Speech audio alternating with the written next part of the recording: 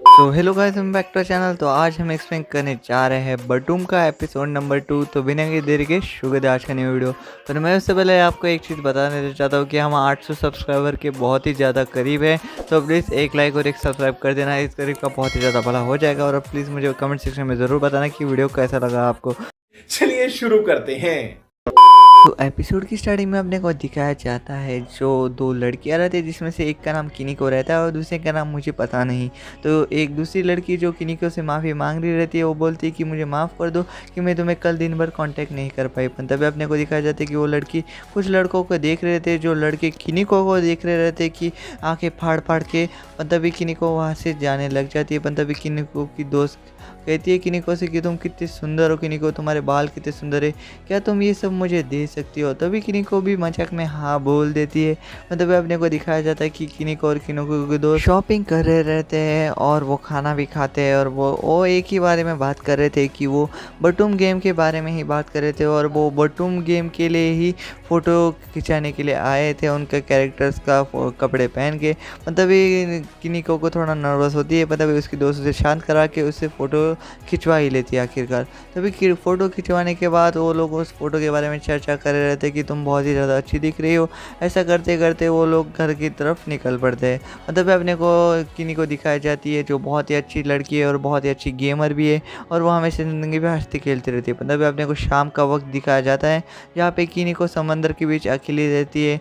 और वो तभी अपने आप से बातें कर ही रहती है कि मैंने कौन सा गुनाह किया, मुझे किस चीज़ की सज़ा मिल रही है। और तभी उसकी नज़र नीचे पड़े एक बॉक्स के ऊपर पड़ती है। तभी वो बॉक्स के अंदर बहुत सारे बम रखे हुए रहते हैं, जो अपने को पिछले एपिसोड में दिखाए जाते हैं। मतलब अपने को पता चलता है कि किनी को वहाँ से जाने के लिए निकल जाती है। मतलब उसे एक जंगल दिखता है जो बहुत ही ज़्यादा घना रहता है और उसके अंदर से बहुत ही ज़्यादा डरावनी डरावनी आवाज़ें आ रही रहती है, जिसे देख के किनो की बहुत ही ज़्यादा डर जाती है। मतलब अपने को दिखाया जाता है कि किनो को एक पेड़ के नीचे आराम से बैठ जाती है, जो अपने दोस्तों के बारे में याद कर देती थी कि उनके लिए एक कॉन्ट्रैक्ट आया था जिस पे भी उसका नाम लिखेंगे उसे 100 येन दिए जाएंगे। पर किनी को झपकी ले ही रहती है कि उसके सामने बहुत ज़्यादा लोग आ चुके रहते हैं और उसे जगा रहे रहते हैं कि बोलते हैं कि तभी किनी को डर जाती है। तभी कि वो लोग बोलते हैं कि तुम हमारे साथ सेफ़ हो, बस तुम हमारे साथ रहो तो हम भी सेफ़ रहेंगे और तुम भी सेफ़ रहोगे। ऐसा कहती तभी अपने को पता चलता है कि कुछ लोग पानी के अंदर बॉम्ब फेंक रहे रहते हैं। और तभी अपने को पता चलता है कि वो पानी के अंदर बॉम्ब इसलिए फेंक रहे थे कि वो मछलियों को मार सके। और मछलियों को मारने के बाद वो मछलियों को जमा करते हैं और एक जगह पे आके उसे जलाते और खाने लग जाते हैं।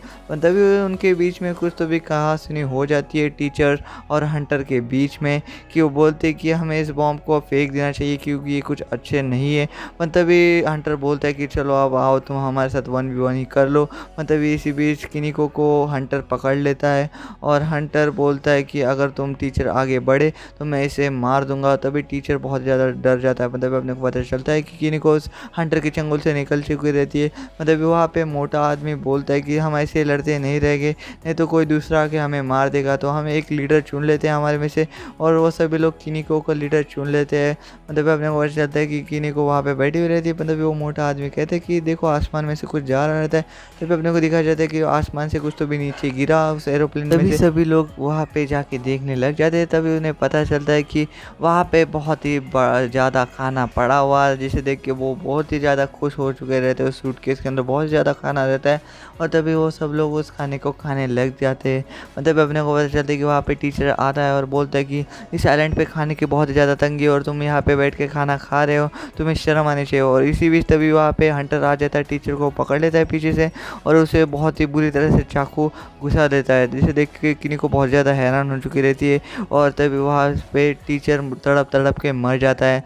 मतलब अपने को हंटर दिखाया जाता है जिसे ज़रा सा भी तरस नहीं आया था उस टीचर के ऊपर। तभी अपने को टीचर मरा हुआ दिखाया जाता है, जिसे तभी अपने को फ्लैशबैक दिखाया जाता है जहाँ पे किनिको और किनिको के दोस्त किससे तो भी मिलने जा रहे रहते हैं, क्योंकि किनिको के एक दोस्त के कुछ दोस्त रहते हैं लड़के वाले जो किनिको को बहुत ही ज़्यादा पसंद नहीं थे, इसलिए किनिको वहाँ से चली जाती है।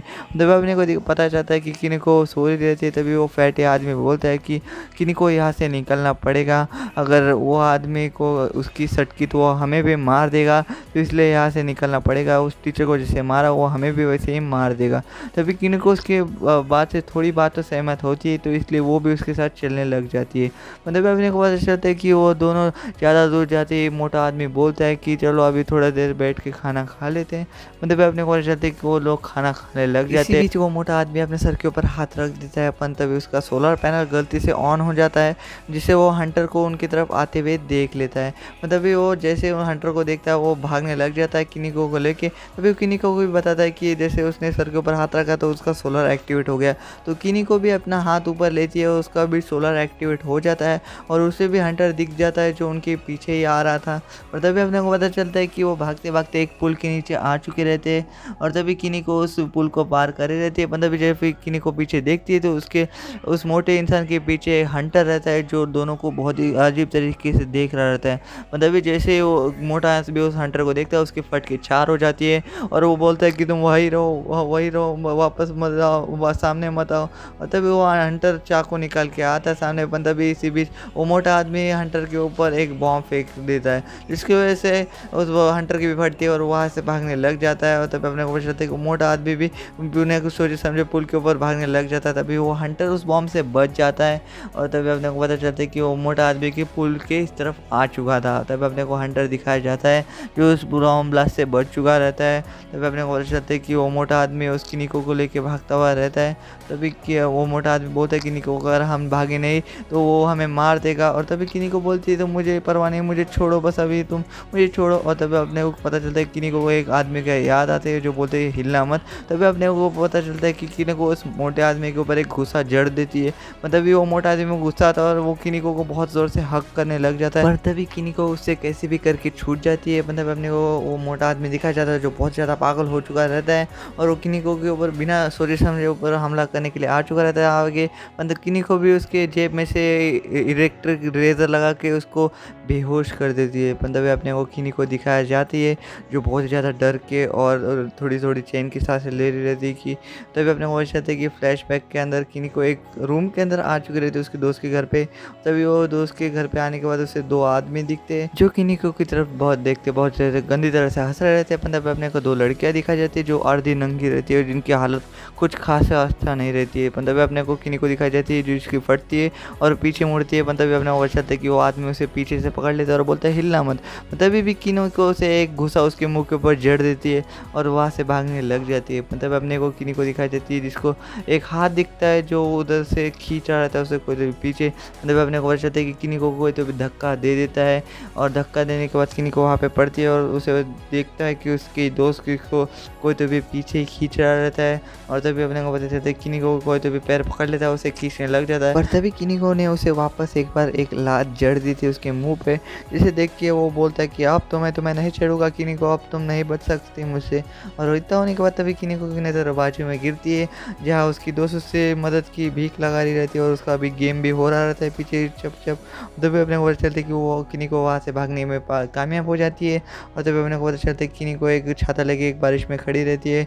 उसकी दोस्त साथी बोलती है कि तुम मुझे वहाँ पे अकेला मरने के लिए छोड़ के चली गई किनिको, मैं तुम्हें कभी माफ़ नहीं करूँगी और मैं तुम्हें चुनती हूँ किनिको। तभी सीन चेंज होता है, अपने को किनिको दिखाई जाती है जो एक जगह पर बैठी हुई रहती है। पर तभी उसे वो मोटा आदमी ढूंढ लेता है जिससे किनिको बहुत ज़्यादा परेशान हो जाती है। पर तभी अपने को पता चलता है कि वो मोटा आदमी किनिको के ऊपर बैठ जाता है और उसे पूरी तरह से काबू में कर लेता है। मोटा हाउस का पुजारी किनिको के कपड़े फाड़ने लग जाता है और तभी अपने को पता चलता है कि किनिको के स्तनों से दिख जाते हैं जिसकी वजह से वो और पागल होने लग जाता है।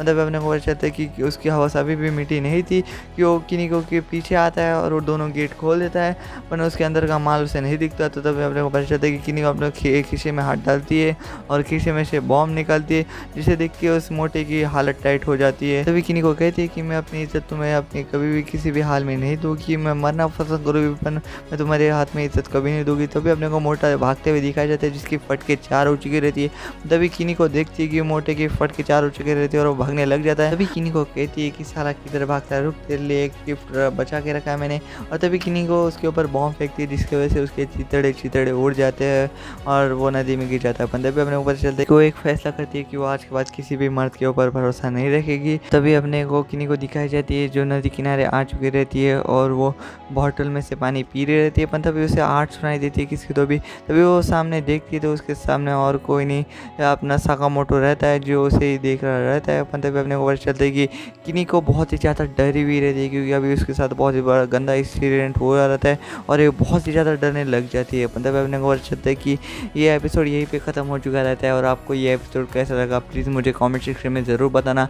और आप यहाँ तक देख रहे हो तो प्लीज़ दिल से शुक्रिया भाई यहाँ तक देखने के लिए। और हाँ मैं मिलता हूँ आपको नेक्स्ट वीडियो में, तब तक के लिए बाय। तब तक के लिए देखते रहिए ईगा एक्सप्लेन।